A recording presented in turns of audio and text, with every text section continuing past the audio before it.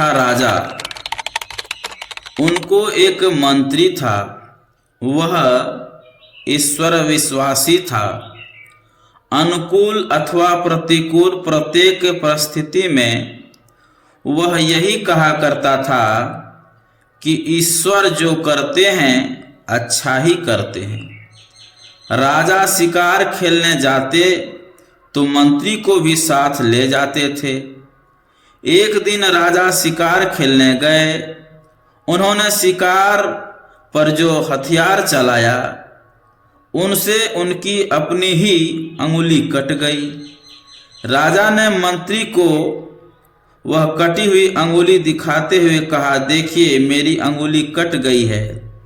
मंत्री ने कहा, ईश्वर जो करते हैं अच्छा ही करते हैं, इसमें चिंता की क्या बात है। किसी भले के लिए ही उन्होंने ऐसा किया है। मंत्री के वचन से राजा को बहुत दुख हुआ। उन्होंने क्रोधवश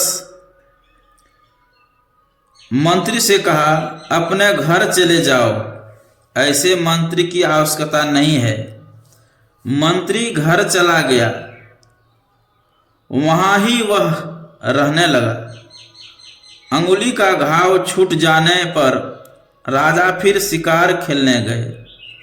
शिकार के पीछे घोड़ा दौड़ाते दौड़ाते वे ऐसे घनघोर जंगल में प्रवेश कर गए जहां डकैतों का गिरोह रहता था। उन लोगों ने राजा को पकड़ लिया और कहा, देखो काली माँ की महिमा, हम लोगों ने उनको एक नर बलि देने की मनौती मानी थी, सो देखो उन्होंने कितना सुंदर नर भेज दिया है।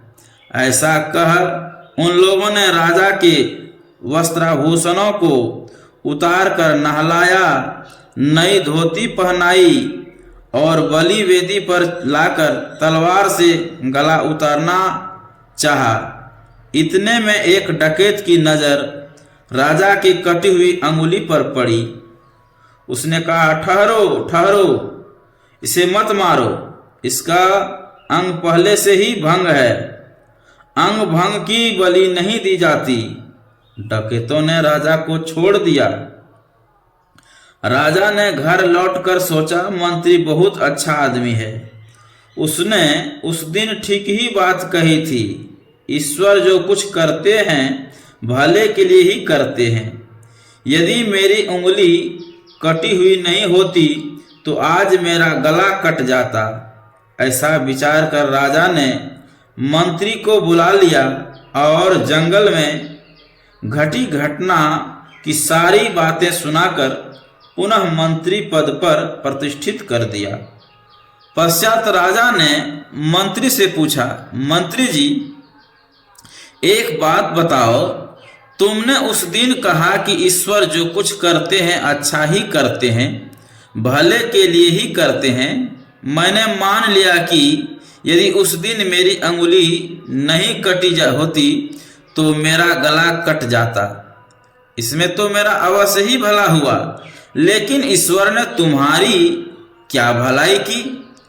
इतने दिनों की तनख्वाह आपको नहीं मिली। मंत्री जी ने उत्तर दिया, राजन अवश्य ही इतने दिनों का दरमा मुझको नहीं मिला, लेकिन मेरी जान तो बची। जान है तो जहान है, यदि जान नहीं तो धन क्या काम आवेगा। उस दिन यदि आप मुझे नौकरी से नहीं हटाए होते तो आप शिकार खेलने गए तो मुझे भी साथ ले ही जाते। अंग भंग तो आपका था, मेरा तो नहीं था, इसलिए उस दिन आपके बदले मेरा ही गला कट जाता। नौकरी के पैसे ही तो नहीं मिले, गला तो बचा। राजा ने देखा ठीक ही मंत्री ईश्वर विश्वासी है। उसने प्रसन्न होकर उनको पूरा वेतन दिया। मंत्री ने कहा, राजन देखिए ईश्वर की कृपा, बिना नौकरी किए पैसे भी मिले और जान भी बची। पुनः राजा ने अति प्रसन्न होकर बहुत पुरस्कार देकर पुरस्कृत किया। हम लोगों के गुरुदेव अद्भुत थे।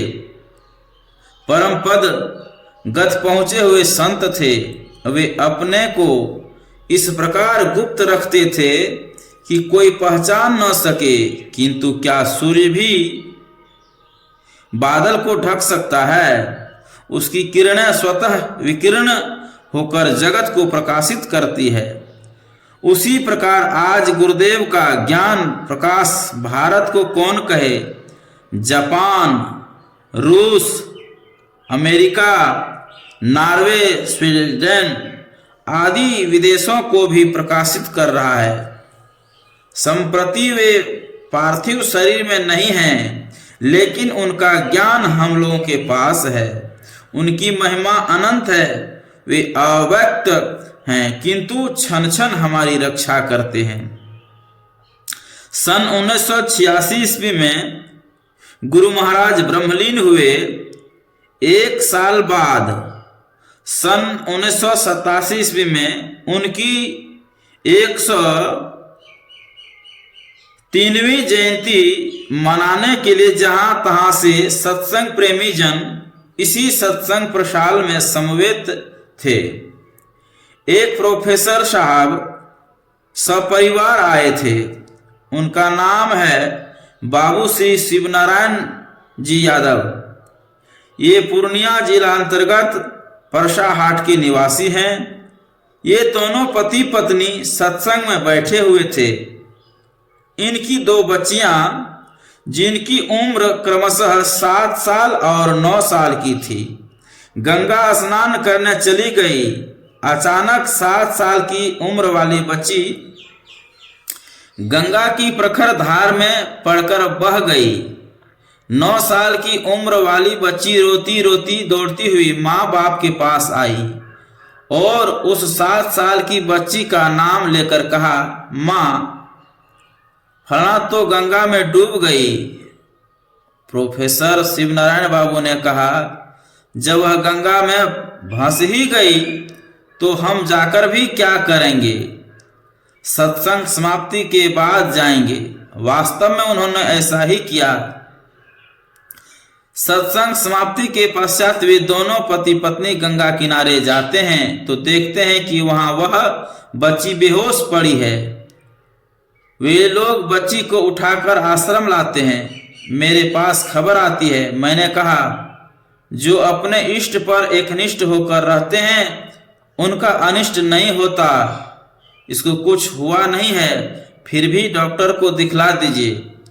डॉक्टर के पास ले जाई गई। डॉक्टर ने देखभाल कर कहा, चिंता की कोई बात नहीं, इसके पेट में एक बूंद भी पानी नहीं गया है। भय से यह बेहोश हो गई है, इसको ले जाकर सुला दीजिए। कुछ देर बाद होश में आ जाएगी। कुछ देर के बाद अपने आप ही वह होश में आ जाती है। प्रोफेसर साहब ने उनसे पूछा, जब तुम गंगा की धार में पड़कर बहने लगी, डूबने उतरने लगी, तो हम लोगों को तुमने क्यों नहीं पुकारा? सत्संग परिवार में पालित और पूर्व जन्म के संस्कार में सुसंस्कृत 7 साल की बच्ची कच्ची नहीं थी, पक्की और सच्ची थी। कहती है, हम लोग जहां स्नान करने गई थी और आप लोग जहां थे, दोनों की बहुत दूरी थी। उतनी दूर से मेरी पुकार आप लोग कैसे सुनते? इसलिए मैं गुरु महाराज को पुकारने लगी। हमारे गुरुदेव किन किन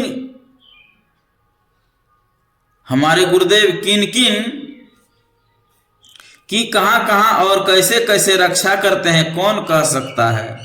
आवश्यकता है हमें गुरु विश्वासी बनने की। संत कबीर साहब ने कहा है, सदगुरु की महिमा अनंत अनंत किया उपकार, लोचन अनंत उघारिया अनंत दिखावनहार। उन गुरु की महिमा का संपूर्ण गान कोई क्या कर सकता है। इन्हीं कतिपय शब्दों के साथ मैं परम आराध्य गुरुदेव के श्री चरणों में अपनी श्रद्धांजलि पुष्पांजलि अर्पित करता हूँ। अपने मन में गुरु भक्ति बसाए हुए अपने अपने घर जाएं और दृढ़ विश्वास रखें कि गुरु महाराज का जो उपदेश है, आदेश है, उस आदेश और उपदेश के परिवेश में हम अपने को रख सकेंगे। तो हमारा भाव कलेश निःशेष हो जाएगा, यह सुनिश्चित है। अतः मैं प्रणम्य जन को प्रणाम, आशीर्वाद योग को आशीर्वाद और सामान्य जन को धन्यवाद करता हूँ। श्री सद्गुरु महाराज की जय।